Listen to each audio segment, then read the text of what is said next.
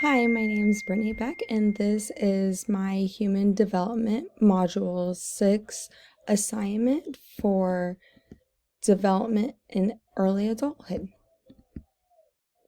Question 1. How does research on life conditions that accelerate telomere shortening illustrate the joint influence of heredity and environment on biological aging?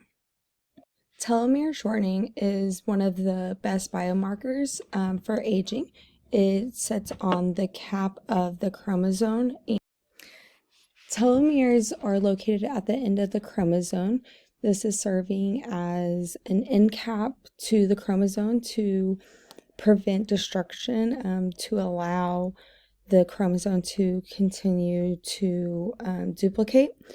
Once the telomere length starts to shorten, it is harder for it to begin to duplicate. Telomere shortenings can become shortened due to age-related diseases, which can cause the progression of the shortening to happen quicker.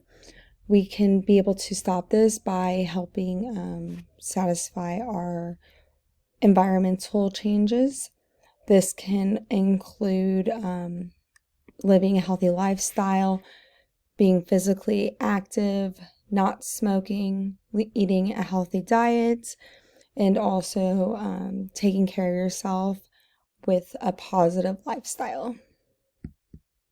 When we look at the environment around us with our genetics, we are already going to be predisposed at a certain level due to things out of our control. These things out of our control could be pollution in the air or in the water. It could also be secondhand smoke, which is important for us to take what we can and eliminate those factors from contributing to the aging, because once the telomere length has been shortened enough, it will stop duplicating, which means there will be no cellular activity, which will result in aging and death.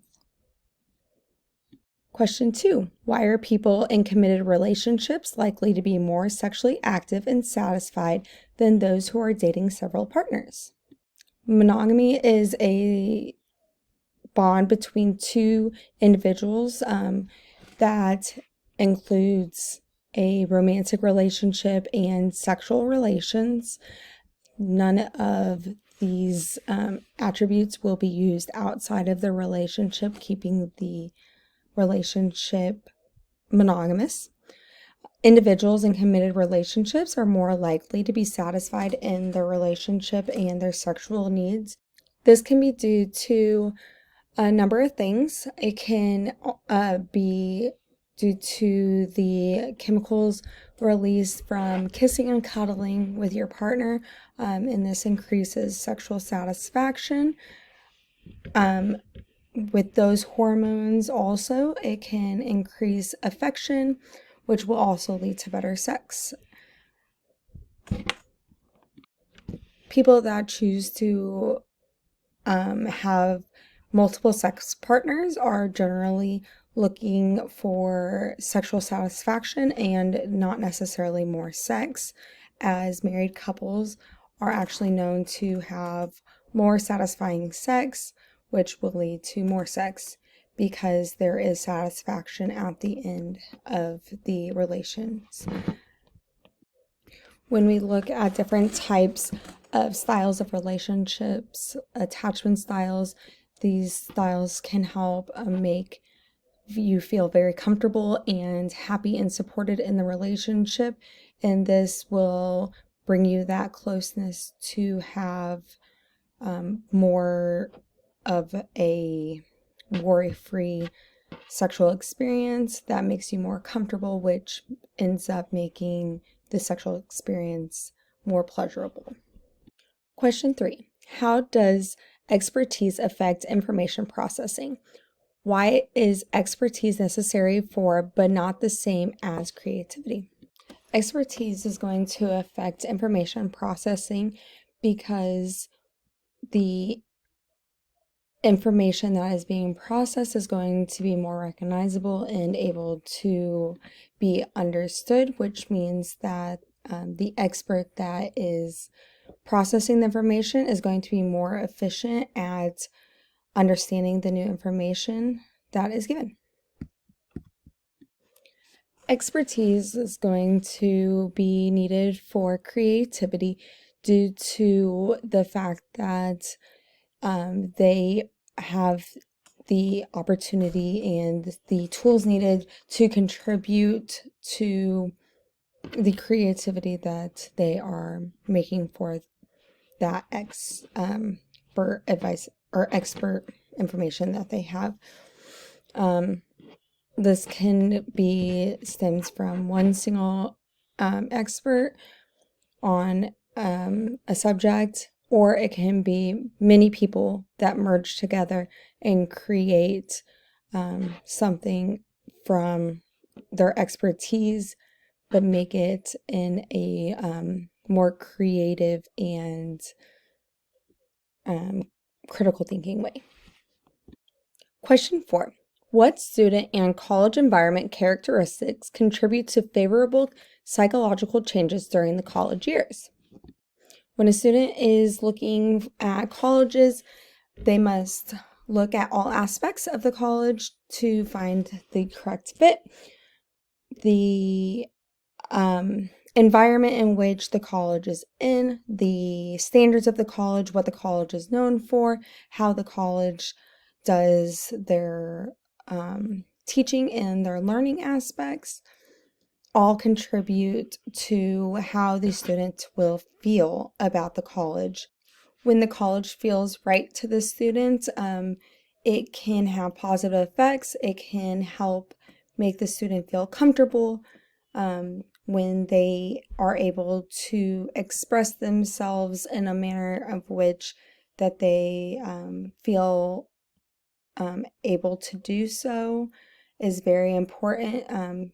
This time in life, when a young adult is in college, it is a new stepping stone as they are expanding their life and surroundings from being at home with family in the same community, then meeting people from all around the world that could be your classmates. Question 5. What cultural changes have led to the emergence of the period known as emerging adulthood? In the westernized cultures, they have developed a term as emerging adulthood.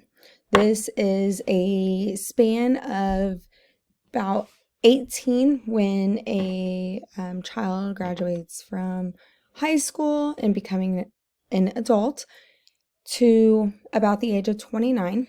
This time in their 20s is known as this emerging adulthood, as it is the stepping stones to becoming a full-fledged adult. These stepping stones can include leaving home, finishing education, finding employment, getting married, starting family, shaping a career path, having hopes for the future, as well as developing religious beliefs and pursuing love.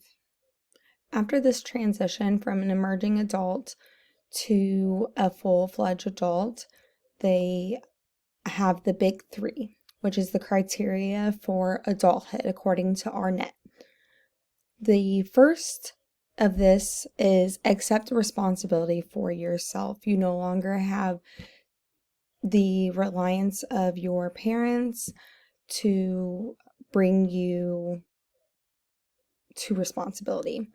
Making independent decisions. This means making decisions for yourself and your family, to include where you're going to live, how you're going to manage to afford a home and a car, and your career paths.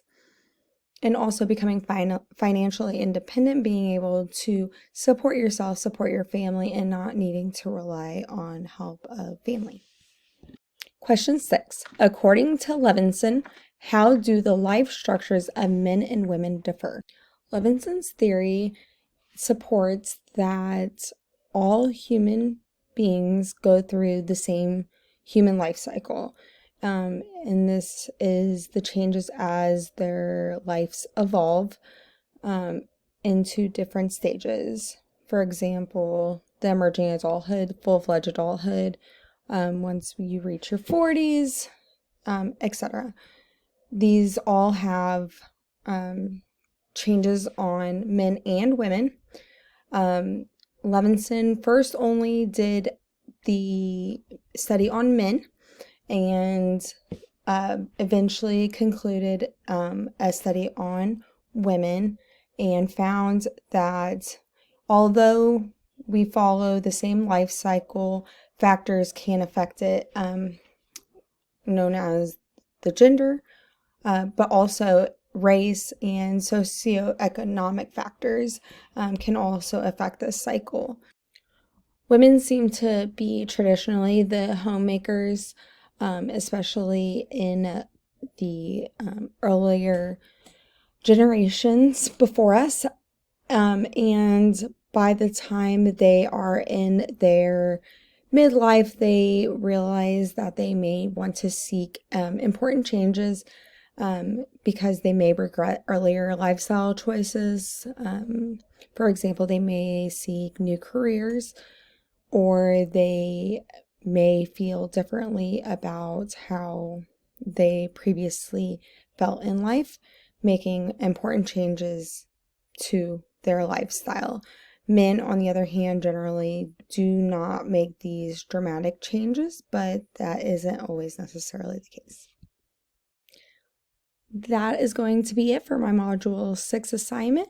Thank you very much for your time.